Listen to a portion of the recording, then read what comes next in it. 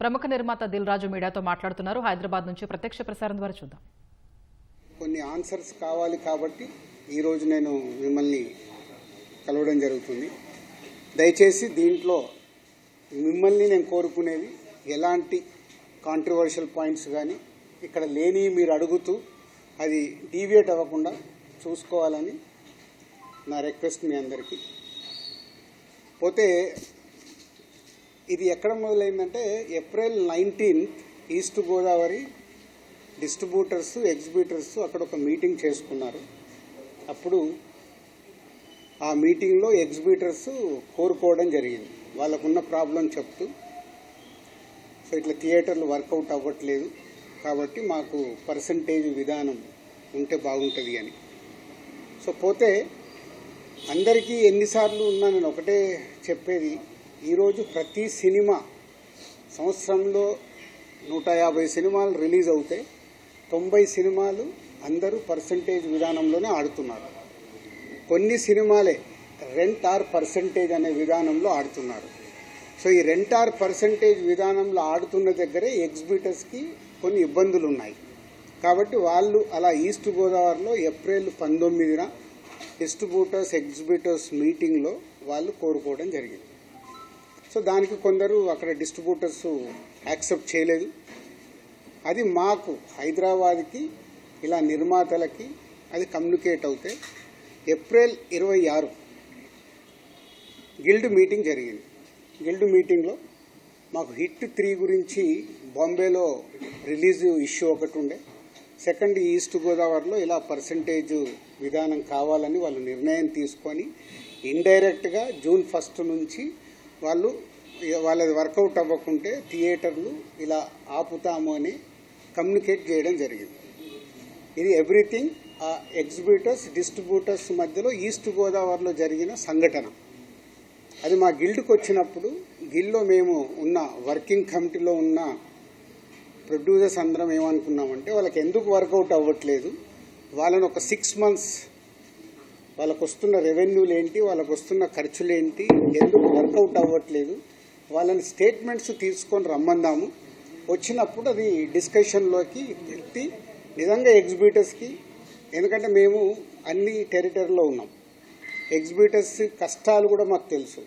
Exhibitors కష్టాలు ఏంటంటే మేము డిస్ట్రిబ్యూటర్గా ఉన్నాం కాబట్టి ప్రొడ్యూసర్ నుంచి డిస్ట్రిబ్యూటర్ నుంచి ఎగ్జిబిటర్, ఈ 3 టెరిటరీలు ఒకరికి సంబంధాలు ఉంటాయి. డిస్ట్రిబ్యూటర్లుగా ఉన్నప్పుడు ఎగ్జిబిటర్కి మేము ఇందాక నేను చెప్పినట్టు రెంట్ ఆర్ పర్సంటేజ్ అన్నప్పుడు ఫస్ట్ వీక్ బాగా రెవెన్యూ వస్తే రెంట్ ఇస్తున్నాము, సెకండ్ వీక్ కలెక్షన్ తగ్గిపోగానే పర్సంటేజ్ ఇస్తున్నాం. అది వాళ్ళ కష్టమైనది, ఇది మా అందరికీ తెలుసు. దానికి సొల్యూషన్ మేము చాలా రోజులు అనుకుంటున్నాం, కానీ ఉన్న పరిస్థితుల వల్ల ప్రొడ్యూసర్స్ కూడా హ్యాపీగా లేరు కాబట్టి ఆ సొల్యూషన్ రావట్లా. సో అలా ఏప్రిల్ 26 గిల్డ్లో జరిగిన మీటింగ్ ద్వారా ఆ డిస్కషన్ అలా కంటిన్యూ అవుతే వాళ్ళని రమ్మని చెప్దామని అడగడం జరిగింది. సో ఇక్కడ అప్పుడు హరిహర వీరమల్లు అనే కళ్యాణ్ గారి సినిమా మే 11th అనుకుంటాను ఒక రిలీజ్ డేట్ వాళ్ళు అనౌన్స్ చేసి మేలో ఉంది. సో తర్వాత అది షిఫ్ట్ అవ్వడము, టెక్నికల్ వాళ్ళ వర్క్ వల్లనో దేని వల్లనో షిఫ్ట్ అవ్వడం. అది షిఫ్ట్ అయ్యేది ఎప్పటికీ డేట్ ఇంకా లాక్ అవ్వలేదు అనుకుంటాను, ఇన్ ఏప్రిల్ 26th టైంలో. తర్వాత అలా ఈస్ట్ గోదావరి నుంచి స్టార్ట్ అయింది, ఇక్కడ నైజాంకు కూడా వచ్చింది, నైజాం సింగిల్ స్క్రీన్స్లో. సో నైజాంది ఒక క్లారిటీ కోసం మీరు అందరూ మళ్ళీ నోట్ చేసుకోండి, ఫ్యూచర్కు కూడా ఉపయోగపడుతుంది. నైజాంలో సింగిల్ స్క్రీన్స్ 370 థియేటర్లు ఉంటాయి, 370 సింగిల్ స్క్రీన్స్ తెలంగాణ స్టేట్ మొత్తంలో. అందులో ఎస్విసి సినిమాస్ అండ్ అదర్ మాకు రిలేటెడ్గా ఉన్న చారి గారు వాళ్ళని కలిపి మా దగ్గర ఉన్నాయి 30 థియేటర్లు. అవుట్ ఆఫ్ 370 థియేటర్లు 30 థియేటర్లు మా దగ్గర ఉన్నాయి. అలాగే ఏషియన్ సునీల్ అండ్ సురేష్ కంపెనీలో 90 థియేటర్లు ఉన్నాయి, 120 మా దగ్గర 30, వాళ్ళ దగ్గర 90, 250 థియేటర్లు ఓనర్స్ కానీ వాళ్ళకు సంబంధించిన వాళ్ళు కానీ నడుపుతున్నారు. అవుట్ ఆఫ్ 370 ఇది రేషియో. మీ మీడియా వాళ్లకు నేను మళ్ళీ ఇది క్లారిటీ ఇస్తున్నాను, మళ్ళీ ఆ నలుగురు దాంతో ఆ సబ్జెక్టు తర్వాత వస్తాను. సో ఒక వ్యక్తుల మీద ఇండివిజువల్గా టార్గెట్ చేయడము, వెనకాల ఏముందో అర్థం చేసుకోకుండా మాట్లాడము, మీలాంటి వాళ్ళు కనీసం ఇలాంటి క్వశ్చన్స్ వచ్చినప్పుడు అండర్లైన్ చేసుకోండి. మీరు మాట్లాడేటప్పుడు ఎవరో ఎక్కడి నుంచో ఫోన్ ఇన్ తీసుకుంటారు. నాకు ఎవరో లింక్ పంపితే జీ న్యూస్ ఉన్నారు ఎవరైనా ఇక్కడ? జీ న్యూస్లో చూసా ఇందాక ఎవరో పంపిస్తే. ఆ టాపిక్ సంబంధం లేదు కానీ అది కూడా తీస్తా. అక్కడేదో టాపిక్లో జరుగుతుంటే మళ్ళీ వస్తాను మెయిన్ పాయింట్కి. టాపిక్లో జరుగుతుంటే మొదటి రోజు గేమ్ చేంజర్ సినిమా పైరసీ వచ్చింది. అది నిర్మాతకి నష్టం, నిర్మాత ద్వారా డిస్ట్రిబ్యూటర్కి నష్టం, డిస్ట్రిబ్యూటర్ ద్వారా ఎగ్జిబ్యూటర్కి నష్టం. అక్కడ ఒక ఎక్స్ నిర్మాత అంటున్నాడు, ఆ నిర్మాతనే ఇది పైరసీ చేసి ఉండొచ్చు. అంటే ఎంత నీచం! ఒక ప్యాషనెటిక్ ప్రొడ్యూసర్ అని నా సినిమాని నేను కాపాడుకోవడానికి ఫైట్ చేస్తాను అంటే ఎంత దిగజారిపోతున్నారు వాళ్ళు. మీడియాలోకి రావడానికా, మీడియా వాళ్ళు ఇచ్చే ఇంపార్టెంట్ కోసమా? అది అవసరం లేని టాపిక్. పైరసీ మీద మేము ఫైట్ చేస్తాం కానీ ఎవడన్నా ఇన్ హౌస్ మన ఇంట్లో మనిషిని మనం చంపుకోవాలని ఎవడన్నా మనిషి అనుకుంటాడా? ఏ కుటుంబంలో ఎవరన్నా అనుకుంటారా? అంత నీచంగా బిహేవ్ చేస్తున్నారు కొందరు. అది పక్కన పెడదాం. సో ఈ పర్సంటేజ్ విధానం తెలంగాణకు వచ్చినప్పుడు తెలంగాణ ఎగ్జిబిటర్స్ న్యాచురల్గా సార్ ఈస్ట్ గోదావరిలో అది అంటున్నారంట, ఇలా తెలంగాణలో కూడా మేము అన్ని థియేటర్లు మూత పడుతున్నాయి, మాకు ఏదో ఒక సొల్యూషన్ కావాలి అని శిరీష్ గారిని అడగడం జరిగింది. ఎవరు ఆ 270 థియేటర్లు? ఎందుకు 30 ఏళ్ల నుంచి వాళ్ళు మాతో వ్యాపారం చేస్తున్నారు. 98 నుంచి ఆ ఎగ్జిబిటర్స్కి మాకు 28 ఏళ్ళ నుంచి ఒక నడుస్తుంది, ఆ రిలేషన్ నడుస్తుంది. వాళ్ళు అడిగినప్పుడు ఈస్ట్ గోదావరికి ఇలా జరుగుతుందన్నప్పుడు శిరీష్ గారు నా నోటీస్లో తీసుకొచ్చారు. ఇలా నువ్వు ఛాంబర్ ప్రెసిడెంట్గా ఉన్నప్పుడు ఛాంబర్లో జరిగిన లాస్ట్ ఇయర్ నేను ఛాంబర్ ప్రెసిడెంట్, మీ అందరికీ తెలిసిందే. ఛాంబర్లో నువ్వు అన్నావంట ఎగ్జిబిటర్స్కి కూడా ఏదైనా కష్టాలు ఉన్నప్పుడు డెఫినెట్గా గవర్నమెంట్స్తో కూడా మాట్లాడి సాల్వ్ చేస్తామని వాళ్ళు ఈ పాయింట్ అడుగుతున్నారు. ఈస్ట్ గోదావరిలో అడుగుతున్నారు. What will do? ఎగ్జిబిటర్స్కి ఏం కావాలో అడగడంలో తప్పులేదు. వాళ్ళకు ఉన్న ప్రాబ్లమ్స్ ఏంటి వాళ్ళని చేసుకొని కమ్యూనికేట్ చేయమనండి. ఎవరికి? ఛాంబర్కి కమ్యూనికేట్ చేస్తే అప్పుడు ఛాంబర్ నుంచి ప్రొడ్యూసర్స్కి లేదా గవర్నమెంట్కి ఈ టాపిక్ వెళ్తుంది. బికాజ్ ఐఎమ్ ఎఫ్డీసీ చైర్మన్ కాబట్టి ఆ ఉద్దేశంలో వాళ్ళు ఈ రూట్లో రావడం జరిగింది. అది అయిపోయింది. సో నేను నా వెకేషన్ కోసం నేను హాలిడే వెళ్ళాను. వాళ్ళు మే 18 ఒక మీటింగ్ అనుకున్నారు ఎగ్జిబిటర్స్, ఏపీ తెలంగాణ ఎగ్జిబిటర్స్ అందరు. ఆ రోజు ఆ మీటింగ్ అయిపోయే టయానికి నేను లాస్ట్కి ఒక 15 నిమిషాల గురించి వెళ్ళాను. సో మళ్ళీ అది మీ మీడియా మిత్రులకు కూడా చాలా అవసరం ఇది. ఎందుకంటే ఆ టాపిక్ June 1 థియేటర్లు బంద్ అనేది ఫస్ట్ వేసింది మీరు.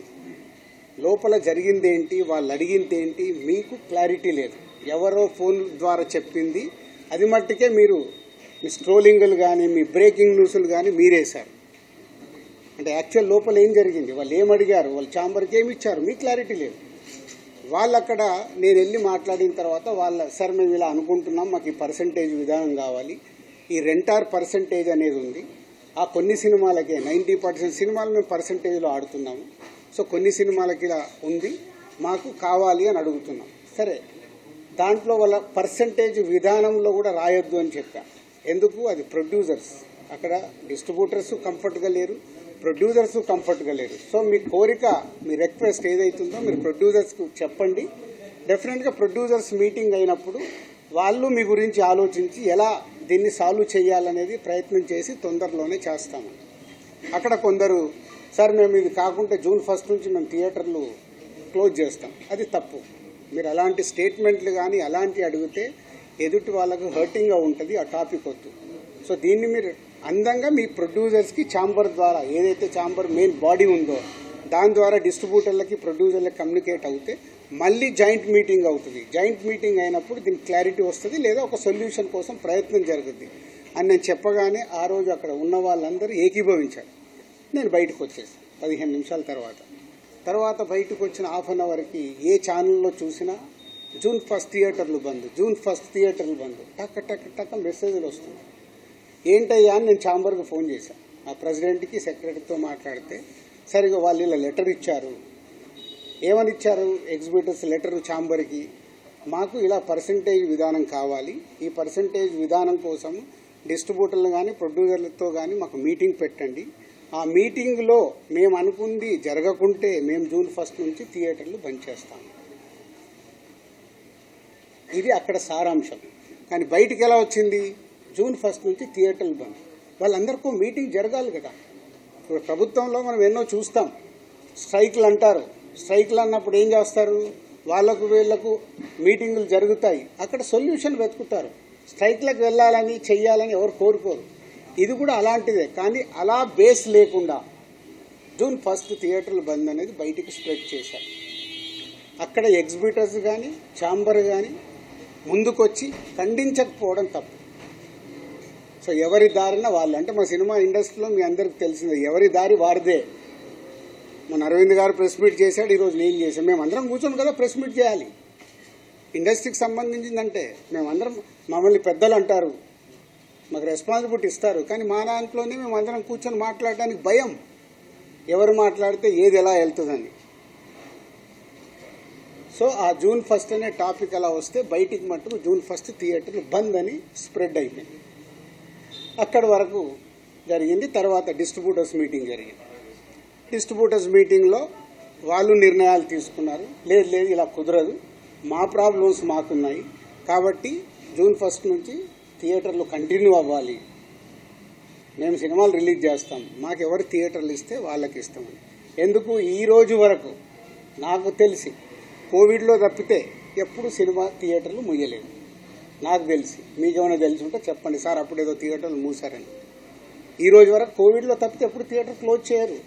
సినిమాలు రిలీజ్ ఉంటే సినిమాలు వేసుకోవాలనుకుంటారు ఎగ్జిబిటర్, మూసుకుంటే వాళ్ళకే నష్టం. ఆ రోజు ఆ మీటింగ్లో ఇంకొకటి కూడా నేను అండర్లైన్ చేసే వాళ్ళకి, 56 రోజులు మేము షూటింగ్లు ఆపాం, మేము ఏమీ సాధించలేకపోయాం. నిర్మాతలుగా ఏదైనా సాధించగలిగితే నిర్మాతలే సాధించాలి. ఎందుకు? ఎవ్రీవేర్ మేమే ఉంటాం కాబట్టి.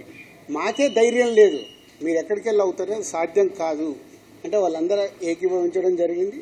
తర్వాత స్ప్రెడ్ అయింది.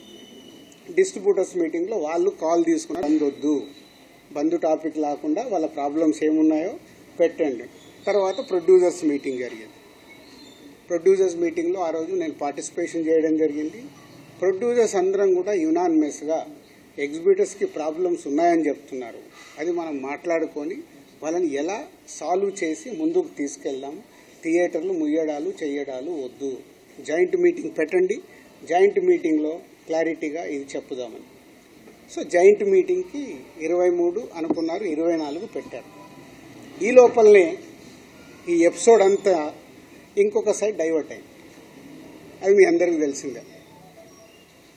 కళ్యాణ్ గారి సినిమా మీదకి ఇది డైవర్ట్ అయ్యి కళ్యాణ్ గారి సినిమాని ఇలా అనుకుంటున్నారు.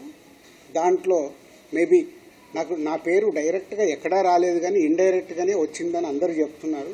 కళ్యాణ్ గారి సినిమా ఆపే దమ్ము ధైర్యం ఎవ్వడు ఆలోచించడు. ఎందుకంటే ఫస్ట్ థియేటర్లు బేసిక్గా ముయ్యరు. ఈ రోజు వరకు థియేటర్లు ముయ్యడం అనేది నా 30 ఏళ్ల సర్వీస్లో నేను చూడలే. షూటింగ్లు ఆపుకున్నాం, ఎందుకు? మా బాధలు ఉన్నప్పుడు ఆపుకొనేదైనా సాల్వ్ చేసుకోవటానికి. కానీ థియేటర్లు ముయ్యడం అనేది ఈ రోజు వరకు జరగల. అది ఎపిసోడ్ కాస్త కళ్యాణ్ గారి సినిమా మీదకి తీసుకెళ్లారు. గవర్నమెంట్స్ కూడా అలాంటిదే కమ్యూనికేట్ చేశారు మధ్యలో. సో ఎవరు అడ్వాంటేజ్లు ఏమున్నాయో ఇక్కడ తెలియదు. అడ్వాంటేజ్లు ఉన్న వాళ్ళు భయంతోనో భక్తితోనో కమ్యూనికేషన్ రాంగ్గా కమ్యూనికేట్ అయింది. సో అప్పుడు దుర్గేష్ గారు మినిస్టర్ నాతో మాట్లాడడం జరిగింది. ఆ రోజు కూడా నేను చెప్పాను, సార్ థియేటర్లు ముయ్యరు, అది జరిగింది, జాయింట్ మీటింగ్ ఉంది, ఈ జాయింట్ మీటింగ్లో క్లారిటీ వచ్చేస్తుంది. జాయింట్ మీటింగ్తో అందరూ యునానిమస్గా ఒప్పేసుకొని క్లోజ్ చేశారు. బట్ ఈ లోపలనే గవర్నమెంట్ సైడ్ నుంచి గవర్నమెంట్కి వెళ్ళిన కమ్యూనికేషన్ వల్ల థియేటర్లు ఇట్లా కళ్యాణ్ గారి సినిమాని ఇలా టార్గెట్ చేస్తున్నారు, ఇలా అనేది ఒక రాంగ్ కమ్యూనికేషన్ అని నేను అనుకుంటున్నాను. మరి అది వాళ్ళకి రాంగ్గా వెళ్ళిందా రైట్గా వెళ్ళిందా నాకు తెలియదు. But my point of views wrong కమ్యూనికేషన్తో కళ్యాణ్ గారి సినిమా మీదకి తీసుకెళ్ళారు. మే 30 అప్పటికే భైరవం అనౌన్స్ అయింది. జూన్ 5 కమల్ హాసన్ గారి సినిమా అనౌన్స్ అయింది. జూన్ 12 కళ్యాణ్ గారి సినిమా ఉంది. జూన్ 20 కుబేరా ఉంది. సో ఈ నెలంతా కంటిన్యూగా సినిమాలు ఉన్నాయి. అలాగే జూలై 4th మేము ముందు తమ్ముడు అనుకున్నాం, మన కింగ్డమ్ అనౌన్స్ చేశారు. దానికి మేము ఇంకా జూలైలో ఇంకో డేట్ చూస్తున్నాం. ఇలా జూన్, జూలై, ఆగస్ట్, సెప్టెంబర్ కంటిన్యూగా సినిమాల ఫ్లో ఉంది. ఈ టైంలో ఇండస్ట్రీని ఎలా మనం కాపాడుకోవాలి ఉన్న సినారియోలో ఏప్రిల్, మే అనేది is a main season for film industry. Total మనందరికీ తెలుసు ఏప్రిల్, మే టోటల్ థియేటర్లు మూతపడ్డాయి. మేబీ సినిమాలు సరైన సినిమాల్ని మనం ఆడియన్స్కి ఇవ్వక, ఐపీఎల్ వల్ల ఏ కారణం చేతైనా ఏప్రిల్, మే అనే కీ సీజన్, సినిమా ఇండస్ట్రీకి కీ సీజన్, సినిమాలు లేక మూతపడుతూ ఉన్నాయి థియేటర్లు. ఇవన్నిటికీ పరిణామాలు ఎక్కడి నుంచి ఎక్కడికి వెళ్ళాయి, అసలు లోపల ఏముంది, బయటికి వచ్చింది ఏంటి? మన శాస్త్రం ఉంది. చిన్నప్పుడు సార్ నేను పాము చూశాను ఒక ఆయన అంటాడు, పక్క ఆయన వెళ్ళి అరే ఆడికి పాము కాదు పడిగిప్పిందట అంటాడు. ఇంకొక ఆయన మూడో మనిషి దగ్గరికి వెళ్ళి పడిగిప్పడం మీద బాబు కాటేయడానికి కూడా వచ్చిందట అంటాడు. యాక్చువల్ మొదట ఆయన చూసింది పామునే, పడగైంది, పడగకెళ్ళి కాటు. అంటే ముగ్గురు మనుషుల్లో ఎంత కమ్యూనికేషన్లో వెళ్తుంది. లోపల థియేటర్ వాళ్ళు ఈస్ట్ గోదావరిలో మొదలైంది. ఇప్పుడు ఆ ఈస్ట్ గోదావరి మొదలైన ఆయన మొన్న ఒక దాంట్లో ఇంటర్వ్యూ కూడా ఇచ్చాడు. ఆ వ్యక్తి ఇంటర్వ్యూ కూడా ఇచ్చాడు, ఏం జరుగుతుంది ఏంటి ఇండస్ట్రీలో అని. ఆ వ్యక్తి ఇప్పుడు తీసుకొచ్చి దాన్ని మొత్తము తెలంగాణకి కనెక్ట్ చేసేశాడు. ఏప్రిల్ 19 ఈస్ట్ గోదావరిలో ఆయన అధ్యక్షతన మీటింగ్ జరిగితే అది ఎక్కడికి వెళ్ళి ఎక్కడికి తీసుకొచ్చారు. సో ఇది టోటల్ ఎపిసోడ్. దీనికి ముందుగా నేను అందుకే దుర్గేష్ గారికి ముందు థ్యాంక్ చెప్పింది ఏంటంటే 9 రోజుల్లో ఎక్కడెక్కడో వెళ్తుంది. ఎందుకంటే సినిమా వాళ్ళకి 2 ప్రభుత్వాలు చాలా ఇంపార్టెంట్. ఇక్కడ కూడా నన్ను సీఎం రేవంత్ రెడ్డి గారు ఎఫ్డీసీ చైర్మన్గా పెట్టడానికి రీజనే అది. నేను చాలా బిజీగా ఉన్నంటే లేదు ప్రభుత్వానికి గవర్నమెంట్కి మధ్యలో నీలాంటి వాళ్ళు ఉంటే ఏ సమస్యలు ఉన్నా ఈజీగా కమ్యూనికేషన్ అవుతే సాల్వ్ అవుతుందని. అలాగే ఏపీలో మనం చూసాం. ఏపీలో అంతకుముందు ప్రతి ఒక్కదాన్ని భయపడుతూ ఉన్న తర్వాత కళ్యాణ్ గారు వచ్చి గవర్నమెంట్ ఫామ్ అయిన తర్వాత అప్పుడు నేను ఛాంబర్ ప్రెసిడెంట్ని, అందరినీ రమ్మంటే అందరం వెళ్ళి కళ్యాణ్ గారిని కలవడం కానీ, కళ్యాణ్ గారి ఇండస్ట్రీకి చేసిన సపోర్టు మామూలుది కాదు. ఆ రోజు మీకు టికెట్ రేట్లు కావాలన్నా, మీకేం కావాలన్నా ఈజీగా తీసుకెళ్ళండి అని. ఇప్పుడు కళ్యాణ్ గారు చెప్పిన తర్వాత ప్రతి ప్రొడ్యూసర్ ఏం చేస్తున్నాడు, ఏదో మన పక్కింటికి వెళ్ళినట్లే వెళ్ళి టికెట్ రేట్లు తెచ్చుకుంటున్నాడు. ఎవరికే కష్టం లేదు, వెళ్ళడం, ఒక అప్లికేషన్ పెట్టడం, ఫోన్లో మాట్లాడుకోవడం, టికెట్ రేట్లు తెచ్చుకోవడం. అంతకు మించి ప్రొడ్యూసర్లు అందరం యూనిట్గా వెళ్దాము, గవర్నమెంట్ని కలుద్దాము, మా ఛాంబర్ నుంచి అందరము వెళ్దాము, ఎవరికి ఉండదు. మాకు ఆ వారం కష్టం వస్తుంది కాబట్టి, ఫ్రైడే మా సినిమా రిలీజ్ ఉంటుంది కాబట్టి ఆ వారం ముందు మేము మేలుకుంటాం. అరే మన సినిమా రిలీజ్ అవుతుంది, మనకు ఆ రాష్ట్రంలో ఈ రాష్ట్రంలో టికెట్ రేట్లు కావాలని పరిగెత్తుతాం. బట్ అందరం కలిసి యూనిటీగా ఉన్న ప్రాబ్లమ్ని కూర్చొని సాల్వ్ చేద్దాం అని ఆలోచించేది మా దాంట్లో తక్కువ. సరే నెక్స్ట్, ఇది టోటల్ ఎపిసోడ్ మీకు అర్థమైంది. ఈరోజు గవర్నమెంట్ నుంచి అక్కడి నుంచి సానుకూలంగా రావడం చాలా హ్యాపీ మూమెంట్. కాబట్టి దీన్ని కన్క్లూడ్ చేద్దామనే మీ అందరికీ చెప్పడం. ఎందుకంటే ఇక్కడ I'm important person for both industries. అలాగే ఉత్తరాంధ్రలో, నైజాంలో, తెలంగాణలో ఎలా అయితే చెప్పానో, మాకు ఆంధ్రప్రదేశ్ మొత్తంలో ఉత్తరాంధ్రలో మాకు డిస్ట్రిబ్యూషన్ ఆఫీస్ ఉంది. అక్కడ ఒక 20 థియేటర్లు మా ఎస్వీసీకి ఉన్నాయి. అక్కడ 20, ఇక్కడ 30. మళ్ళీ మీరు ఇది అండర్లైన్ చేసుకోండి. మళ్ళీ టాపిక్ నాకు చికాకు ఉంది. నేను ఎందుకంటే ఇక్కడ మంచి సినిమాలు తీస్తూ ప్రొడ్యూసర్గా 22 ఏళ్లలో ఇక్కడ వరకు గ్రో అవుతూ నేను ఇంకా కొత్తగా ఆలోచిస్తున్నాను. మొన్ననే దిల్ రాజు డ్రీమ్స్ అని అనౌన్స్ చేశాను. కొత్త టాలెంట్కి నా 30 ఏళ్ల ఎక్స్పీరియన్స్ని ఉపయోగపడేలాగా చేయాలి. అలాగే ఒక అనే ఒక కొత్త టెక్నాలజీ వస్తుంది, దాని ద్వారా ఇండస్ట్రీకి కొత్తగా వచ్చే వాళ్ళకి ఉపయోగపడాలి. నా థాట్స్ ఇవి. నేను ఇంకా కిందికెళ్ళి వ్యాపారం మీదనే కాదు, మంచి సినిమాలు తీయాలి, మంచిగా ముందుకెళ్ళాలి, నాతో పాటు చాలామందికి నేను హెల్ప్ అవ్వాలనేది నా వ్యూ, నా విష్. ఇది ఇంపార్టెంట్ ఇవ్వండి. అనవసరమైన వీటికి ఇంపార్టెంట్ ఇచ్చేసి ఫోటో వేస్తే మనకు వ్యూస్ వస్తాయి కదా, ఈయన మీద కామెంట్ చేస్తే మనకి ఏదో వస్తుంది కదా అని వదిలేయండి దయచేసి. మీరు ఎవరన్నా దాంట్లో ఉన్న వాళ్ళు ఉంటే, ఇందాక ఒక ఛానల్ వాళ్ళకు చెప్పాను కదా, అది ఇంపార్టెంట్. ఒక వ్యక్తి గురించి మనం చేస్తున్నామంటే కొంచెం అనాలిసిస్ చేసుకొని చేయాలి. సో నిన్న మా అరవింద్ గారు మాట్లాడడం జరిగింది. అరవింద్ గారికి ఉన్నది ఆయన ఒక క్లారిటీ ఇచ్చాడు. ఆయన మొత్తంలో అలా 15 థియేటర్లు ఉన్నాయి అని చెప్పడం అది నిజం. చాలామంది ఏమనుకుంటారంటే ఆయన కూడా ఏదో దున్నేస్తున్నాడు, ఆయన ఏదో చేసేస్తున్నాడు. ఆయన క్యూబ్ అనే కంపెనీలో వాళ్ళు ఎప్పుడో పెట్టిన కంపెనీలో ఆయన పార్ట్ ఆఫ్ ద క్యూబ్. ఇట్లా ఇదే వ్యాపారంలో ఉన్నప్పుడు ఇప్పుడు నేను దిల్ రాజు డ్రీమ్స్ అని కొత్తగా స్టార్ట్ చేస్తున్నాను. కొత్త వాళ్ళ కోసం అనే ఒక కంపెనీ కొత్తగా వస్తుందని స్టార్ట్ చేస్తున్నాను. అవి కొత్తగా వస్తున్నాయి కాబట్టి నేను కొత్తగా ఆలోచించి వెళ్తే 10 ఏళ్ల తర్వాత దిల్ రాజు గారు ఎందుకు పెట్టుకున్నాడు అంటే నేను ఏం చేయగలను? 10 ఏళ్ల తర్వాత క్వశ్చన్ వస్తాయి. ఒక కొత్తది వస్తున్నప్పుడు మేము ముందుకు వెళ్తాం. ప్రభుత్వాలని కలుపుకుంటూ ఇండస్ట్రీకి ఏం కావాలి, ప్రభుత్వాలు చేస్తేనే ఇండస్ట్రీకి ఏ సమస్య వచ్చినా ప్రభుత్వాలే చేయాలి. వాళ్ళు పెద్దన్న లెక్క, వాళ్ళు ఏదైనా మీకు ప్రాబ్లం ఉందా మేము సాల్వ్ చేస్తామంటేనే ముందుకు వెళ్ళగలుగుతాం. సో ఇప్పుడు 2 ప్రభుత్వాలు ఇండస్ట్రీకి ఎప్పుడు పాజిటివ్గానే ఉంటాయి. దుర్గేష్ గారు చెప్పారు, ఇక్కడ ఎఫ్డీసీ చైర్మన్గా నేను చెప్తున్నాను, ఇండస్ట్రీకి ఏది కావాలన్నా యూనిటీ, అక్కడే యూనిటీ ఉండదు. ఛాంబర్లోనే కొట్టుకుంటాం. ఒక పర్సంటేజ్ కావాలంటారు, ఒకరు రెంట్ కావాలంటారు, ఇంకొకరు ఇంకేదో అడుగుతారు, ఇంకొకరు వద్దంటారు. మాకు అక్కడ యూనిటీ ఉన్నప్పుడే ప్రభుత్వాల దగ్గరికి వెళ్ళి చేసుకోగలుగుతాం. ప్రభుత్వాలు ఎప్పుడు ఇండస్ట్రీకి అండగా ఉంటాయి. అది మనం అర్థం చేసుకొని ప్రభుత్వాల దగ్గరికి అర్జించి మనకు కావాల్సింది చేసుకోవడమే పద్ధతి.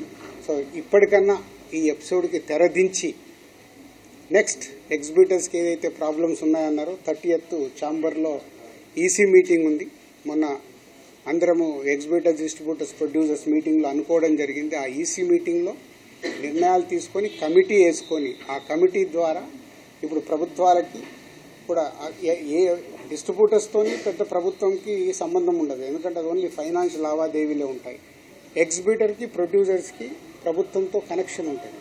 ప్రొడ్యూసర్ అంటే సినిమా తీయాలి, వాళ్ళకి పర్మిషన్లు కానీ టికెట్ రేట్లు కానీ ఎక్కడైనా ఏదైనా ఈవెంట్ చేయాలంటే ప్రొడ్యూసర్కి కావాలి. ఎగ్జిబిటర్కి ఏమో ప్రతి సెంటర్లో వాళ్ళకి మొత్తం గవర్నమెంట్తో లింక్ అయి ఉంటాయి. ఈ 2 ఇంపార్టెంట్ టు కనెక్ట్ గవర్నమెంట్. వాళ్ళ ప్రాబ్లమ్స్ గవర్నమెంట్కి చెప్పి, తెలంగాణ గవర్నమెంట్ కానీ అటు ఆంధ్ర గవర్నమెంట్కి కానీ మేము చెప్పి వాళ్ళ సమస్యలు సాల్వ్ చేయించి ముందుకెళ్తాం. సో ఇది మీరందరూ కూడా అర్థం చేసుకొని దీన్ని ఎలాంటి నెగిటివ్ పబ్లిసిటీ లేకుండా చేసి ఈ రోజుతో దీన్ని కన్క్లూడ్ చేస్తారని ఆశిస్తూ మీ అందరికీ ధన్యవాదాలు. పవన్ కళ్యాణ్ గారు చెప్పింది ఏంటంటే ప్రభుత్వం ఏర్పాటైన ఇన్నాళ్ళకి కూడా ఫిల్మ్ ఇండస్ట్రీ నుంచి ఎవరు ముఖ్యమంత్రి గారిని కలవలేదు అనేటువంటిది కూడా ఒక విషయం క్లియర్గా ఆయన చెప్పడం జరిగింది. సో మీరందరూ కూడా ప్రభుత్వం ఏర్పడిన తర్వాత ఉప ముఖ్యమంత్రి పవన్ కళ్యాణ్ గారిని కలవడం జరిగింది. ఆయన కూడా మీ ఇండస్ట్రీ నుంచి వచ్చిన వాళ్ళు కాబట్టి. కానీ ఆ తర్వాత కూడా ఎందుకని ఇనిషియేషన్ జరగలేదు ఛాంబర్ నుంచి కానీ మీ పెద్దల నుంచి? ఇప్పుడు మాకున్న కమ్యూనికేషన్ అదే. మళ్ళీ ఇప్పుడు పెద్దలు అని అంటే ఇండివిజువల్. మళ్ళీ ఇక్కడ ఏమవుతుందంటే నాకు ప్రాబ్లం ఉంటే నేను పరిగెత్తా, నాగవంశీకి ప్రాబ్లం ఉందంటే ఆయన పోయి టికెట్లు తెచ్చుకుంటున్నాడు, మైత్రోళ్ళకి ప్రాబ్లం ఉందంటే వాళ్ళు పోయి టికెట్లు తెచ్చుకుంటున్నారు. అంటే ఈజీ యాక్సెస్. నా ప్రాబ్లం కదా ఇది, నేనే వెళ్ళాలి కదా అని ఇండస్ట్రీ తరఫున డ్రైవ్ చేసి తీసుకెళ్లాల్సింది ఓన్లీ ఛాంబర్. ఆర్ ఇప్పుడు ఆర్టిస్టుల సైడ్ అంటే మూవీ ఆర్టిస్ట్ అసోసియేషన్. ఛాంబర్ ద్వారా అడిగితే 2 సార్లు మేము కలవడం జరిగింది. ఎఫ్డీసీ ద్వారా అడిగాము అపాయింట్మెంట్, మాకు ఇంకా అపాయింట్మెంట్ రాలేదనేది వాళ్ళ దగ్గరికి వెళ్ళి వచ్చింది. ఎందుకంటే నేను లాస్ట్ ఇయరే ఛాంబర్ ప్రెసిడెంట్. వన్స్ నేను ఛాంబర్ ప్రెసిడెంట్ నుంచి బయటకు వచ్చాక ఎఫ్డీసీ చైర్మన్ అయ్యాను. కాబట్టి నా ఫోకస్ దట్. సో ఇక్కడ ఎఫ్డీసీ చైర్మన్ నా పనులు చేసుకుంటే ఫోకస్. మాకు ప్రాబ్లం ఉన్నప్పుడే ఛాంబర్కి వెళ్తాం. ఇది నిజం, దీంట్లో ఏం అబద్ధం లేదు. మాకు ప్రాబ్లం లేకుంటే ఎవ్వరము ఆ ఈసీ మీటింగ్కి వెళ్ళి అటెండెన్స్ వేసి బయటకు వచ్చేస్తాం. ఇప్పుడు కళ్యాణ్ గారికి ఏదైనా కోపం వస్తే పెద్దన్న అన్నాను కదా, పెద్దన్న తిడతాడు, పడతాము, ఏముంది. వాళ్ళ హర్ట్ అయ్యారు కళ్యాణ్ గారు, హర్ట్ అవుతూ మమ్మల్ని తిట్టే అధికారం వరకు ఉంది కదా, అట్లా ఆలోచిద్దాం. కళ్యాణ్ గారి గురించి నేను 22 ఏళ్ళ నుంచి చూసిన. ఆయన కోపం వచ్చినప్పుడు ఆయన కోపపడేలాగా ఎపిసోడ్ జరిగింది, కానీ వారి సినిమానే టార్గెట్ చేశారనేది ఒక నెగిటివ్గా వారి దగ్గరికి వెళ్ళింది. అది కాదు ఇది ఇక్కడ జరిగింది. June 1 థియేటర్లు బంద్ అని మీరందరూ హెడ్లైన్స్ ఇవ్వడమే మేజర్ ప్రాబ్లం. అక్కడే ఒక సమస్య. ఛాంబర్ సరిగ్గా ఎఫిషియన్సీగా రెస్పాండ్ అవ్వకపోవడం వలన ఇది జరిగిందని మేమంటే దానికి మీ సమాధానం ఏంటి? నాకు తెలియదు కదా, నాకు తెలియదు. నేను ఇప్పుడు నీకు ఎలా నేను కన్క్లూజన్ ఇస్తాను? లోపల ఏమి జరిగింది మీకు ఒకటి మీరందరూ ప్రాపర్గా మీకు కమ్యూనికేషన్ ఇప్పుడు అక్కడి నుంచి ఒక ప్రెస్ నోట్ వచ్చింది. ఇప్పుడు ఏపీ గవర్నమెంట్ నుంచి మినిస్టర్ గారి దగ్గర నుంచి ఒక ప్రెస్ మీట్ వస్తే ఆ ప్రెస్ మీట్ ఎంత అందంగా ఉంది. మేము ఛాంబర్ కూడా అదే చెప్తాం, ఏదున్నా పేపర్ మీద ప్రెస్ మీట్ లాగా పంపియండి అని. అక్కడ ఉండే 20-25 మంది బయటకు వచ్చి ఎవరికో తెలిసిన వాళ్ళకు ఒక న్యూస్ కమ్యూనికేట్ చేస్తారు. లోపల ఏం జరిగింది తెలుసా, ఇది అని అది హైలైట్ అవుతుంది. వెనకాల జరిగిన స్టోరీ లేకుండా ఓన్లీ క్లైమాక్స్ చెప్తేలా సినిమా అర్థం కాదు కదా. ఓన్లీ క్లైమాక్స్ ఒకటి వింటే సినిమా అంతా చూస్తే కదా. నేను అందుకే లోపల ఉన్నాను కాబట్టి చెప్తున్నాను. ఇది చెప్పడానికే ఈరోజు నేను ప్రెస్ మీట్ పెట్టింది. లోపల ఏం జరిగింది, ఈ ఎపిసోడ్ ఎలా స్టార్ట్ అయింది, ఎవరి దాలు భుజాలు తడుముకుంటున్నారు, నాకెందుకు ఇట్స్ నాట్ రైట్. థియేటర్లు బంద్ లేదు అని చాంబర్ వెంటనే ప్రతిస్పందించిన ఇంతవరకు నేను అదే కదా చెప్తా ముందు. అంటే అక్కడ ఎగ్జిబిటర్స్ ఒకలాగా ఉన్నారు, ప్రొడ్యూసర్స్ ఒకలాగా ఉన్నారు, డిస్ట్రిబ్యూటర్స్ ఒకలాగా ఉన్నారు. ఛాంబర్ ఏం చూస్తుంది, ఛాంబర్కి అక్కడ లెటర్లో క్లియర్గా ఉంది, కమ్యూనికేషన్ ఈజ్ ఇంపార్టెంట్. వాళ్ళు చేసుంటే ఇవి చర్చలు జరుగుతున్నాయి, చర్చలు ఫలించకుంటే ఇది అండర్లైన్, చర్చలు ఫలించకుంటే వాళ్ళు థియేటర్లు మూసుకుంటామంటున్నారు. ఇది ఎక్కడుంది, జూన్ 1 థియేటర్ బంద్, జూన్ 1 థియేటర్ బంద్, జూన్ 1 ఇదే. రాజు గారు రెండు డౌట్స్ అండి. ఇండస్ట్రీలో మాట్లాడుకుని 2 క్వశ్చన్లు అడుగుతాను, మీరు మీకు ఇబ్బంది రాకపోతే అడగండి. ఉపయోగపడేది ఉంటే అడగండి, కాంట్రవర్షియల్ పాయింట్స్ అడగండి. లేదండి, ఏంటంటే సెక్టార్ చైర్మన్ రాంప్రసాద్ గారి చేత మీటింగ్ పెట్టించింది దిల్ రాజు గారే అని చెప్పి ఒకటి. రెండో మీటింగ్ జరగగానే శిరీష్ గారు బయటకు వచ్చి ఇక్కడ ఏదన్నా మాట్లాడుకోనివ్వండి, బట్ జూన్ 1 నుంచి బంద్ ఉంటది, అది తెలంగాణ మాట, సునీల్ గారి మాట, శిరీష్ మాట ఒకటే అని అన్నట్టు ఈ 2 ప్రచారాలు ఇండస్ట్రీలో ప్రొడ్యూసర్లో మాట్లాడుకుంటున్నారో డిస్ట్రిబ్యూటర్లో మాట్లాడుతున్నారు. నేను ఇందాక చెప్తున్నా కదా, ప్రచారం అని అంటున్నారు, ప్రచారంలో నిజం ఎంత ఉంది అదే ఎవరికి ఉందో లేదో మీరు చెప్పండి. ఎవరికి తెలుసు అది నిజం ఉందా లేదా అనేది ఎవరికి తెలియదు కదా. ఇప్పుడు నేను ఛాంబర్ ప్రెసిడెంట్గా నేను ఎలక్ట్ అయినప్పుడు ఎగ్జిబిటర్స్ అందరూ ఈసీ మెంబర్స్ అక్కడ ఫస్ట్ ఛాంబర్ మీటింగ్లో అడిగారు, సార్ ఈ ప్రాబ్లమ్స్ ఉన్నాయి మాకు ఇలా కావాలి, డెఫినెట్గా మాట్లాడతామండి ప్రెసిడెంట్గా అని చెప్పాను. వాళ్ళ అధికారంతో మాట్లాడారు. అంతేగాని దిల్ రాజు గారు చెప్తే నేను ఎవరిని చెప్పడానికి కాదు సార్. ఇప్పుడు సినిమా ఇండస్ట్రీకి supreme body film chamber. Yes, నిన్న ప్రెస్ మీట్ లో అరవింద్ గారు కూడా గిల్డ్ వల్ల ఎక్కువ నిర్మాతలకు మేలు జరుగుతుందని కామెంట్ చేశారు. దీనివల్ల అది రాంగ్ గా వెళ్లే ప్రమాదం ఉంది కదండి.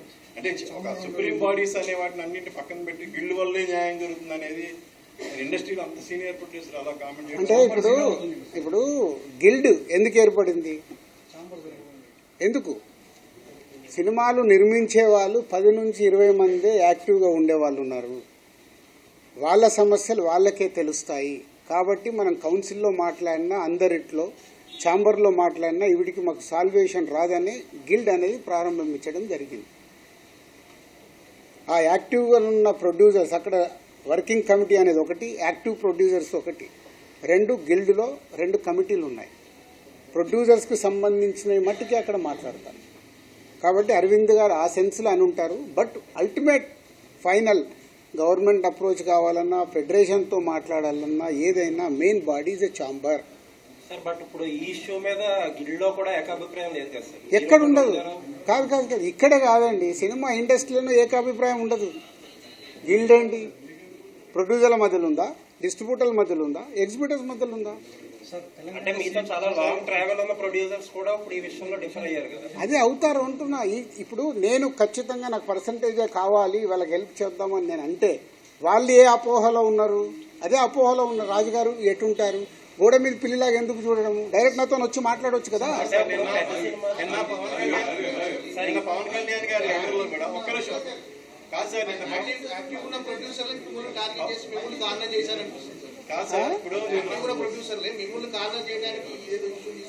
అరే మీకు టోటల్ ఎపిసోడ్ అర్థమవుతుంది కదా, మీ అందరికి అర్థమవుతుంది. మీలో నాకు తెలిసి మీరు అందరు జర్నలిస్ట్ మేధావులు. టోటల్ ఎపిసోడ్ మీకు క్లియర్గా అరటి పండు ఒలిసినట్టు ఓపెన్ చేశా. ఇది పేపర్ మీద రాసుకోండి. జూన్ 19 ఈస్ట్ గోదావరిలో స్టార్ట్ అయిన ఎపిసోడ్లో దిల్ రాజు ఉన్నాడా మీరు చెప్పండి. ఇప్పుడు అడిగారు కదా, ఏప్రిల్ 19 ఈస్ట్ గోదావరి జరిగిన ఎపిసోడ్లో దిల్ రాజు ఉన్నాడా? మీ దగ్గర ఆన్సర్ రావాలి. లేని దాన్ని దిల్ రాజుని ఎందుకు దానికి ఇంక్లూడ్ చేస్తున్నారు? అంటే నైజాంలో సమస్య ఎక్కడ ఉన్నా సరే నైజాంలో సీరియస్ అయితే తప్ప ఇష్యూ పెద్దది అవ్వదు కదా. అది తప్పండి. ఎందుకు ఆంధ్రప్రదేశ్ మనకు కాదా? అవసరం ఉంటే ఇప్పుడు ఇటెంట్ అటు మా ప్రతిధ్వర సినిమా డైలాగ్ లాగా మాట్లాడొద్దు. సార్ ఇప్పుడు ఇక నా దగ్గర టోటల్ వీడియోలు కూడా పెట్టా. ఏప్రిల్ 19 వాళ్ళ మీటింగ్లో ఏం జరిగింది. ఆ వ్యక్తి సత్యనారాయణ డిస్ట్రిబ్యూటర్ ఎగ్జిబ్యూటర్ జనసేనలో కీలక వ్యక్తి అయినా. సార్ ఇప్పుడు మీకు కనుక 4-5 పాన్ ఇండియా సినిమాలు కనుక రాజుగారికి ఉంటే ఇప్పుడు ఈ పర్సంటేజ్ సిస్టమ్ అనేది రాజుగారికి నచ్చదు. 2022లో కూడా ఒకసారి అనుకుని ఏమండి మీరు ఒకటి ఇవాళ మీకు క్లారిటీ చెప్పాను, మీరు మిస్ అయినట్టున్నారు. ఈరోజు తెలుగు సినిమా ఇండస్ట్రీలో 90% సినిమాలు పర్సంటేజ్లో ఆడుతున్నామా లేదా? ఆడుతున్నాం. ఇప్పుడు ఆ పెద్ద సినిమాల గురించే కదా సార్ ప్రాబ్లం. పెద్ద సినిమాలు కూడా ప్రాబ్లం లేదు. పెద్ద సినిమాలు కూడా ఎగ్జిబ్యూటర్ రెడీగా ఉన్నారు. సార్ మాకు రెంట్ కావాలా, మీరు రెంట్లు వేసుకోండి పెద్ద సినిమా, మళ్ళీ దాంట్లో పర్సంటేజ్కి షిఫ్ట్ చేయకండి. పర్సంటేజ్కి షిఫ్ట్ చేయడం వల్ల రెండో వారం మాకు రెంట్ రావట్లేదు. ఎగ్జాంపుల్, మొదటి వారం 20 లక్షలు మీకు ప్రొడ్యూసర్కు డిస్ట్రిబ్యూటర్కి షేర్ వస్తే రెండో వారం 5 లక్షల గ్రాస్ అవుతే మాకు 2 లక్షలే వస్తుంది. మాకు అది వర్కౌట్ అవ్వట్లేదు. మరి ఇంకా బంద్ ఎందుకు చేద్దాం అనుకుంటున్నారు సార్? వర్కౌట్ అవ్వట్లేదు. ఆల్రెడీ పర్సంటేజ్ 90% సినిమాలకు ఉంది. పెద్ద సినిమాలకు మిగతా 10% మాకు వర్కౌట్ అవుతున్నప్పుడు ఇంక బంద్ ఎందుకు? సో రెంట్ ఆర్ పర్సంటేజ్, మీరు పాయింట్ మర్చిపోకండి. అక్కడ మొదటి వారము రెంట్లో వేసి రెండో వారము సినిమాని పర్సంటేజ్ వేస్తున్నారు కాబట్టి మాకు వర్కౌట్ అవ్వట్లేదు. ఆర్ రెంట్, మీకు రెంట్ కావాలిస్తే పెద్ద సినిమాలు కూడా రెంట్లోనే వేసుకోండి, వాళ్ళు సిద్ధంగా ఉన్నారు. ఆర్ అన్ని సినిమాల్లాగా పర్సంటేజ్ చేయండి. అంటే కమ్యూనికేషన్ వెరీ బ్యాడ్. ఇది పర్సంటేజ్ విధానంకు వెళ్ళాలి అనేది ఒక పాయింట్. ఒక నిమిషం. రెండో పాయింట్, వాళ్ళ పాయింట్ ఆఫ్ వ్యూ మాట్లాడతాను. తమిళనాడు పర్సంటేజ్, తమిళనాడులో వాళ్ళ సొంత సినిమా అక్కడ పర్సంటేజ్లో ఆడి తెలుగు స్టేట్స్కి వచ్చే వరకు వాళ్ళకి రెంటల్లో వేసిస్తున్నాం. కర్ణాటక పర్సంటేజ్, కేజీఎఫ్ కానీ కాంతారా కానీ వాళ్ళు అక్కడ పర్సంటేజ్లో ఆడుతూ ఇక్కడ రెంటల్లో వేసిస్తున్నాం. నార్త్ ఇండియా మొత్తం పర్సంటేజ్, యానిమల్ సినిమా మేము డిస్ట్రిబ్యూట్ చేశాము, ఇక్కడ రెంటల్లో వేపించి ఇచ్చాము. ఓవర్సీస్ అంతా పర్సంటేజ్. మన సినిమా ఆడుతున్న ప్రపంచమంతా పర్సంటేజ్ ఉంది. ఒక మన తెలుగు స్టేట్స్ మట్టికే ఆ మొదటి వారము ఆ కొన్ని సినిమాలు రెంటల్లో ఆడుతున్నాం. దానికి వాళ్ళు ఇప్పటికీ రెడీ అంటున్నారు. దాన్ని ప్రొడ్యూసర్స్ వాళ్ళు మాట్లాడుకొని సాల్వ్ చేస్తే సొల్యూషన్ వచ్చేసినట్టే. పర్సంటేజ్లో కావాల్సి పర్సంటేజ్లో వేసుకోండి మీ సినిమా రిలీజ్ కంటే ముందు. లేదు మీరు రెంటల్, మీకు రెవెన్యూ ఎక్కువ కావాలి, రెండో వారం కూడా మాకు రెంటల్లోనే ఆడండి అనేదే వాళ్ళ రిక్వెస్ట్.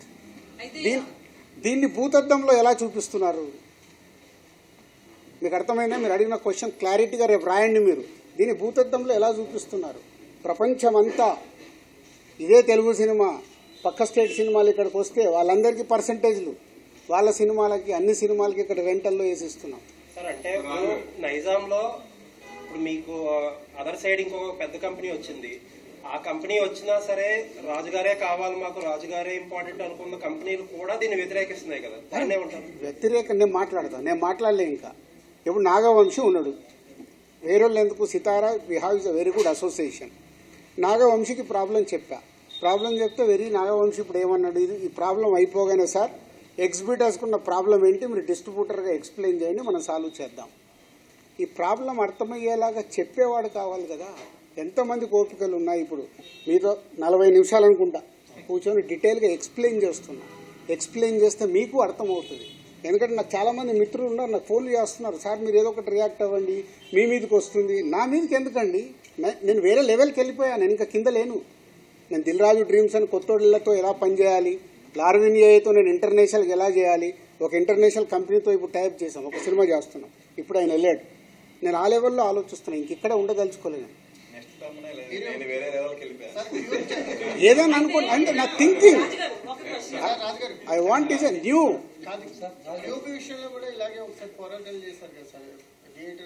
ఇండస్ట్రీలో దేనికి పోరాటాలు జరిగినా ఫైనల్గా రిజల్ట్ శూన్యం. 56 రోజులు షూటింగ్ చేశాం, శూన్యం. క్యూబ్ దాని గురించి చేశాము, శూన్యం. ఇదే థియేటర్ వాళ్ళకి చెప్పా, మీకు రిజల్ట్ ఏం రాదు, ఎందుకు రానైనా వచ్చేది మూసుకుంటామని చెప్పకండి. 3 కలిస్తే సొల్యూషన్ వస్తుంది. ఎగ్జిబ్యూటర్, డిస్ట్రిబ్యూటర్, ప్రొడ్యూసర్ కలిస్తే సొల్యూషన్ వస్తుంది. ఇప్పుడు కలుస్తారు. ఎందుకు ఇప్పుడు గవర్నమెంట్స్ కూడా ఇన్వాల్వ్ అయ్యి గవర్నమెంట్స్ కూడా చెప్తాయి కాబట్టి కలుస్తారు, సొల్యూషన్ వస్తుంది. నేను లేను, ఆయన సోలో, ఆయన అడగండి. ఇప్పుడు కాదు ఒక నిమిషం, ఒక జోక్ చెప్తా. మనకు పాత రోజుల్లో రావుగోపాలరావు గారు, సత్యనారాయణ గారు, ప్రభాకర్ రెడ్డి గారు విలన్స్ ఉండేవాళ్ళు. 20 ఏళ్ళు అయిందే ఆ విలన్ క్యారెక్టర్ మార్చేసి ఇంకేదన్నా ఇవ్వండి, ఇంకా అక్కడే ఉంచితే ఎలా? కొత్త క్యారెక్టర్ వద్దా అన్నట్టే కదా. మీరు ఎందుకు ఆ నలుగురు ఫోటోలు వేసేస్తున్నారు? మీ పాయింట్ ఆఫ్ లో వాళ్ళు విలన్సే కదా. వేసే మీ అందరిని అడుగుతున్నాను నేను, వేసే మీ అందరినీ. మీ బాధ కూడా అదే కదా. ఒక నిమిషం, మీ బాధ కూడా అదే. ఆ 4 ఫోటోలు లేకుంటే మీకు ఎవడు చూడడు, మీ బాధ మీది. ఎవరి బాధలు వాళ్ళే ఇక్కడ. సార్ ప్రపంచవ్యాప్తంగా డిస్ట్రిబ్యూషన్ నడుస్తుంది, పర్సంటేజ్ నడుస్తుంది అన్నారు. మరి ఒక్క తెలుగు రాష్ట్రాల్లోనే ఎన్ఆర్ఏ పద్ధతి ఎందుకు ఉంది డిస్ట్రిబ్యూషన్ చంపడానికి? కాకపోతే అన్ని పర్సంటేజ్ ఇచ్చినప్పుడు ఓన్లీ మనకొక్క చోటే ఎన్ఆర్ఏ సిస్టమ్ ఉంది, ఇంకెక్కడా లేదు. అదే అడగండి మరి, అదే నిర్మాతలను అడగండి. నువ్వు అడిగిన క్వశ్చన్ రైట్. నిర్మాత నేను ఎవరిని చంపుతున్నాను? నా డిస్ట్రిబ్యూటర్ ఎవరిని చంపుతున్నాడు? ఎగ్జిబిటర్ని. సో తప్పెవరిది? ఆడియన్కి హలో, నువ్వు ఆడియన్కు నచ్చితే థియేటర్కి వస్తావు, రాకుంటే నాకు వద్దని కూర్చుంటాం. మేము అలా కాదు కదా. ఇప్పుడు సినిమాలు మీరు తీస్తున్నారు, ప్రజలు వచ్చి మిమ్మల్ని సినిమాలు తీయమని అడగలేదు, కానీ రిలీజ్ టయానికి వచ్చేసరికి మీరు మా టికెట్ రేట్లు పెంచండి అని చెప్పి వాళ్ళు నెత్తిన బండరాయేస్తున్నారు. అది ఎంతవరకు correct? Me cost of production ఎందుకు తగ్గించుకోరు మీరు? కరెక్ట్, అది ప్రొడ్యూసర్లను అడగండి, నన్ను కాదు. చాలా మంది ప్రొడ్యూసర్స్ అడగండి, నన్ను కాదు. నేను దాంట్లోకి రాను. అదే అందుకే నేను ఇలా ఉన్నా. అందుకే ఈ సంవత్సరం ఎన్ని సినిమాలు నేను తీస్తున్నా, బయట ఎన్ని సినిమాలు జరుగుతున్నాయి, తేడా అక్కడే కదా. ఆయన చాలాసేపటి నుంచి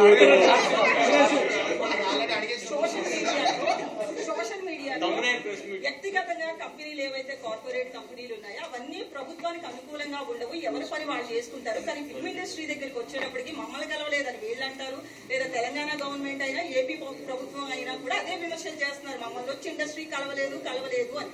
దీని మీద మీ స్పందన ఏంటి అసలు? అసలు నువ్వు ఇలాంటి కాంట్రవర్షియల్ అడగద్దని ముందే చెప్పా.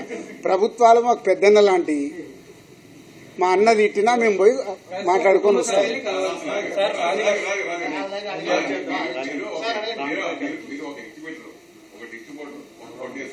ఈ ముగ్గురు మధ్యన ఇప్పుడు సమస్య మొత్తం అంటే మీరు ప్రొడ్యూసర్ గా లబ్ధి పొందినాడు, మళ్ళీ డిస్ట్రిబ్యూటర్ గా లబ్ధి పొందకపోవచ్చు, అలాగే ఎగ్జిబ్యూటర్ లబ్ధి పొంది అలా జరగవచ్చు కదా. దీనికి ఓ ప్రొడ్యూసర్ ఈ 3 భాగాలకు సంబంధించి మీరేం చెప్తారు? అసలు మీ డెసిషన్ ఏంటి? So right question. ఇప్పుడు ముగ్గురికి సమస్యలు ఉన్నాయి, ముగ్గురికి సమస్యలు ఉన్నాయి. కానీ నేను ఒక స్లోగన్ అందరు గుర్తుపెట్టుకోండి, సింగిల్ స్క్రీన్స్ని కాపాడుకోవాల్సిన బాధ్యత మా ప్రొడ్యూసర్లది. సింగిల్ స్క్రీన్స్ ఉంటేనే మన దగ్గర ఆ సినిమాకి, అంటే మామూలు ప్రేక్షకుడికి కూడా థియేటర్కి వెళ్ళి సినిమా చూడడం అలవాటు. ఈరోజు మన ఇండియా మొత్తంలో పర్సంటేజ్ వైజ్ వీఆర్ ఈజ్ నంబర్ 1. థియేటర్కి వెళ్ళి సినిమా చూసే ఆడియన్స్ ఇప్పటికీ మన దగ్గర ఉన్నారు. అబ్రాడ్కి వెళ్ళినా మనోళ్ళే, యుఎస్కి వెళ్ళినా మనోళ్ళే. సినిమా అంటే మనకు ఒక ఎంటర్టైన్మెంట్ అప్పించి, కాబట్టి ఆ థియేటర్లను కాపాడాలి. ఇప్పుడు ఆ థియేటర్లు ఏమైనాయి, వాళ్ళు మూసుకునే కంటే దేనికో రెంట్కి ఇస్తే 10-15 లక్షలు వస్తుందని షిఫ్ట్ అవుతున్నాయి. చాలా థియేటర్లు కనుమరుగవుతూ వస్తున్నాయి. ఇది మా అందరికీ తెలుసు నిర్మాతలకి. కానీ మా సినిమా రిలీజ్కి వచ్చేటప్పుడు మా స్వలాభం నాకేమొస్తుంది, నా డిస్ట్రిబ్యూటర్ దగ్గరికి వెళ్ళి ఎంత లాక్కోవాలి, నా డిస్ట్రిబ్యూటర్ వెళ్ళి నా ఎగ్జిబిటర్ దగ్గరికి వెళ్ళి ఎంత లాక్కోవాలనే మైండ్ సెట్తోనే ఉన్నాం. కానీ లేదు, ఇది అందరికీ సంబంధించింది, దీన్ని జాగ్రత్తగా కాపాడుకోమని ఆలోచన ఎవరిలో లేదు.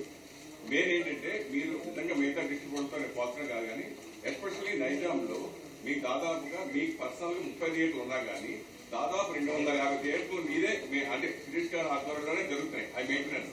నిజంగా శిరీష్ గారు లేకపోతే ఈ రోజు చాలా నైజాంలో చాలా థియేటర్లు కళ్యాణ మండపాలుగా మారిపోయే అవకాశం ఎక్కువ ఉంది. అది చాలా ఇప్పుడు 50 థియేటర్లు సిద్ధంగా ఉన్నాయి. ఉన్నాయి. ఇప్పుడు నీ క్వశ్చన్కే చెప్తున్నా, ఓకే. 50 థియేటర్లు మేము మార్చేసుకుంటామంటేనే వాళ్ళని ఆపుతూ వస్తున్నాం. ఆగండి, ఏదో ఒక సొల్యూషన్ తీసుకొస్తామని. మీరు ఇది అండర్లైన్ చేసుకోండి. మీకు తెలియని డెప్త్ కావాలిస్తే డెప్త్గా వెళ్ళటానికి ట్రై చేయండి. నాకు దీని మీద అవగాహన ఉంది కానీ సార్, నాకు ఒక చిన్న డౌట్ సార్. ప్రజెంట్ అంటే first week suppose Sriram theatre తీసుకున్నాం, దానికి 4 లక్షలు రెంట్. కానీ ఆ ఫస్ట్ వీక్ ఆ కలెక్షన్ మనం చూస్తే షోకే 1,50,000 మనకి గ్రాస్ వస్తుంది. సో ఆ పరంగా తీసుకుంటే ఫస్ట్ వీక్ టోటల్ కలెక్షన్ చేసుకుంటే మనకి 30 లక్షలు 4 లక్షలు వస్తుంది. రెంట్ పరంగా ఇచ్చి పడేది 4 లక్షలు వెళ్ళిపోతుంది.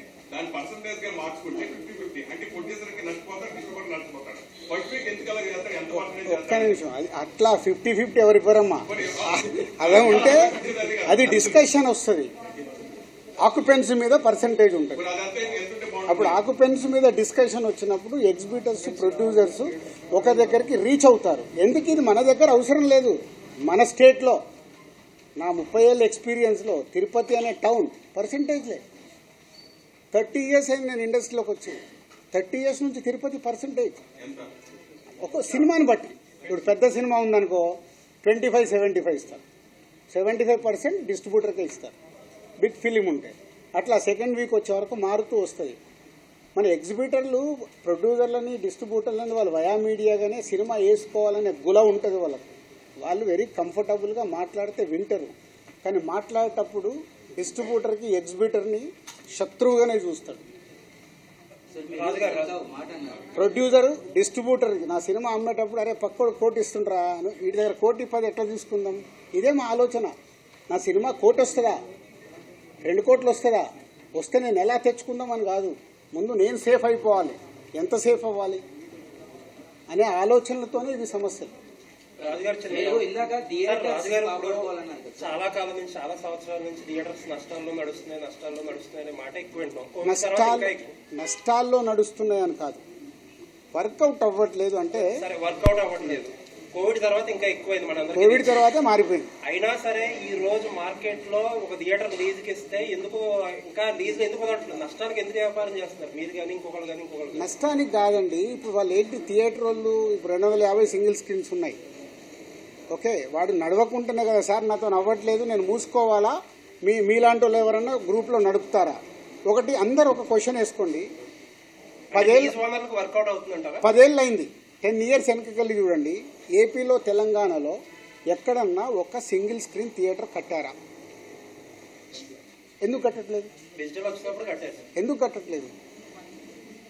మరి అదే మీరెందుకు చేస్తున్నారు? లీజ్ ఓనర్లకు ఎందుకు వర్కౌట్ అందుకే వర్కౌట్ అవ్వట్లేదనే కదా. మళ్ళీ మీ అందరికి తెలిసింది ఒకటే, నా బ్యాలెన్స్ షీట్ ఇస్తా, మరి ఎందుకు చేస్తున్నారు? మీరు వస్తే నా కంపెనీలో బ్యాలెన్స్ షీట్ ఉంటుంది, 5 ఏళ్ళది బ్యాలెన్స్ షీట్ తీసుకొని చూడండి, ఏమవుతుందో తెలుస్తుంది. ఇందాక అన్నాను కదా, పాము పడగే కాటు, అది ఫార్ములా. ఇప్పుడు ఉన్నవి లీజ్ చేశారు 15 ఏళ్ళు, మేము గ్రౌండ్ లీజ్ చేసి చేస్తున్నాము, మధ్యలో వదిలేయలేం కదా. మొన్న అరవింద్ గారు అన్నారు, ఏమన్నారు నిన్న అరవింద్ గారు మాట్లాడినా అన్ని మాట్లాడుతున్నారు మీరు. నేను చూసా వీడియో, 15 థియేటర్లు ఉన్నాయి, అవి అయిపోగానే నేను వదిలేస్తున్నానని. మరి లాభం ఉంటే ఆయన ఎందుకు వదులుతాడు? ఎందుకు వదులుతాడు? మీరు అనుకున్నట్టు లాభమే ఉంటే వదిలేడు కదా. ఏషియన్ గీత ఎవరు సార్? ఏషియన్ గీత నిజామాబాద్ లో డిస్ట్రిక్ట్ ఒక థియేటర్ ఉంది, అది ఎవరిది? అరవింద్ గారు పాట ఉంది. 15 థియేటర్లు అదొకటి. నైజాంలో ఒక ట్రిపుల్ ఐ తప్ప ఇంకేం లేదు.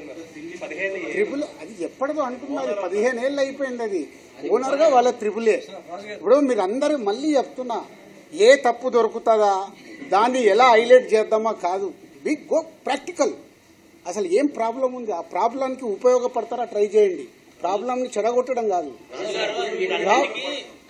నేను ఓపెన్ ఛాలెంజ్, ఓపెన్గా ఉన్నా, సినిమా ఇండస్ట్రీకి ఇది ఉపయోగపడుతుంది సార్ అంటే మీతో నడవటానికి నేను సిద్ధంగా ఉన్నా. మీలో ఎంతమంది నిజాయితీగా నడవటానికి ఉన్నారు? ఓటీటీ అనేటువంటిది, దానివల్ల ఓటీటీకి తొందరగా సినిమాలు ఇచ్చేయడం వల్లే థియేటర్స్ అంతగా నడవట్లేదు అనేటువంటిది ఇది ఎవరు కాదనలేని. ఇది ఎందుకంటే సినిమా రిలీజ్ అయిన 1 వీక్ లో కూడా ఓటీటీలో అది ఒక్క రీజన్ కాదు మిస్టర్ ఫనీ, అది ఒక్క రీజన్ కాదు. అలా ఉంటే మరి, అలా ఉంటే కోర్టు ఆడకూడదు, అలా ఉంటే మ్యాడ్ ఆడకూడదు. సంక్రాంతికి వస్తున్నాము, ఆడుతూనే ఉంది, ఓటీటీలు ఆడింది, టీవీలు ఆడింది, థియేటర్లు ఆడుతుంది. ఎందుకు ఆడింది 3 ప్లేస్లలో? Reason not only 1 point, we have 5-6 points. Multiple problems ఉన్నాయి. థియేటర్కి ఆడియన్ని రాకుండా మన కలెక్షన్స్ తగ్గటానికి, ఫుట్ఫాల్ తగ్గటానికి మల్టిపుల్ ప్రాబ్లమ్స్ ఉన్నాయి. ఆ మల్టిపుల్ ప్రాబ్లమ్స్ మీద మీరు నిజంగా తెలివైన వాళ్ళు ముందుకొచ్చి మీడియా నుంచి దాని మీద పెట్టుకొని ఈ ప్రాబ్లమ్స్ ఉన్నాయి, ఫుట్ఫాల్ పెంచడానికి ఏం చేయాలనే దానికి ఒక ఉద్యమం స్టార్ట్ చేయండి.